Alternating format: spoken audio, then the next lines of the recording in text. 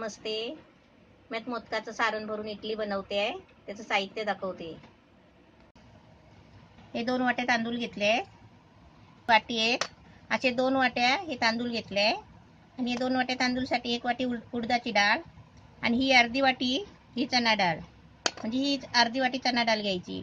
आता हे साहित्य आहे ना, मला धुवून स्वच्छ 8 ते 10 तास भिजत ठेवायचं आहे. म्हणजे 8 तास किंवा 10 तास असं पाण्यामध्ये भिजत ठेवायचे. त्याच्यानंतर आहे ना, तुम्हाला हे दळून झालं की नाही, मग तुम्हाला मी बाकीचं साहित्य ह्याचं दाखवते. आपण जे मोदकाचं सारण बनवतो ना, तसे मी इडल्या बनवते आहे मोदकाचं सारण घालून. त्याच्यासाठी मी हे इडलीसाठी पीठ ठेवलेलं 8 तास तांदूळ भिजत ठेवले होते डाळीसकट, आणि 8 तासांनी दळून परत 8 तास आंबवायला पीठ ठेवलेलं आहे. हे आता पीठ मस्त आलेलं आहे. आता मी बनवून दाखवते. हे त्याच्यासाठी मी असं मोदकाचं सारण तयार केलेलं आहे. म्हणजे आता मला शिजवून घ्यायचं आहे आणि मग तुम्हाला इडल्या बनवताना दाखवते. 1 नारळाचं खोबरं आहे आणि पाव किलो गूळ आहे. त्याच्यामध्ये थोडीशी वेलची टाकली चेचून. आता सारण मी चांगलं गरम करून घेणार आहे. हे मी मोदकाला सारण बनवतं ना, खोबरं, गूळ आणि वेलची टाकून असं मी सारण बनवलेलं आहे. आता मी हे सारण आहे इडलीमध्ये कसं भरायचं ते मी तुम्हाला दाखवते. हे इडलीच्या भांड्यानं असं तेल लावून घ्यायचं.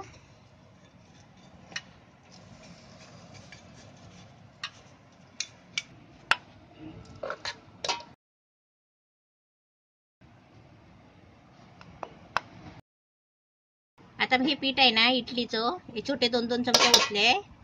हे छोटे चमचा हे 2-2 पीठ ओतलंय. आता मी त्याच्यामध्ये आहे ना, हे थोडं मोदकाचं सारण ठेवणार आहे.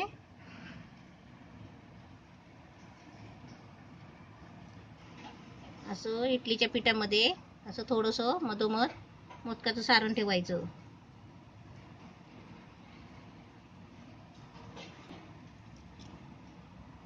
आणि याच्यावरती आहे ना, परत इडलीचं पीठ टाकायचं.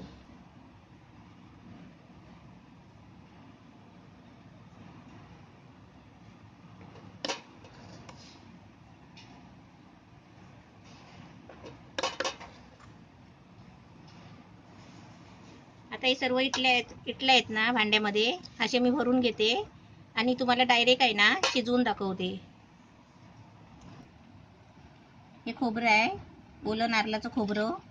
1 नारळ किसून घेतलाय. त्याच्यासाठी हे 5-6 लसणीचे पाकले आहे. थोडा छोटासा अद्रकचा तुकडा आहे. हे मिरची आहे 10-12 ओली हिरवी मिरची. ही थोडीशी कोथिंबीर आहे. ही फोडणीसाठी मोहरी आहे अर्धा चमचा. हे चवीपुरतं मीठ घ्यायचं आहे.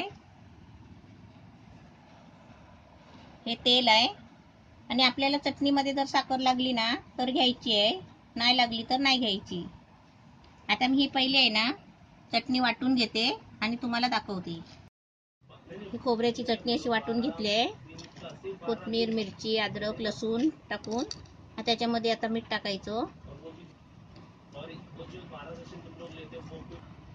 आता याच्यामध्ये आहे ना, ही चटणी शिजवायची नाही, खोबऱ्याची चटणी ही वरून याला फोडणी द्यायची.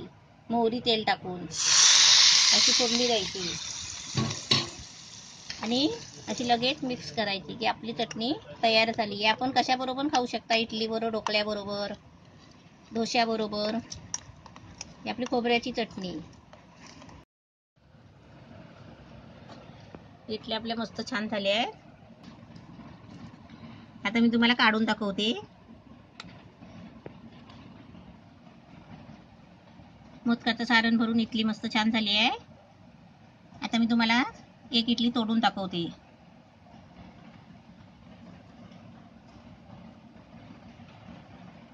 आतमध्ये मोदकाचं सारण भरलंय, म्हणजे खोबऱ्याचं. असे मस्त तुम्ही पण बनवा, छान लागतात.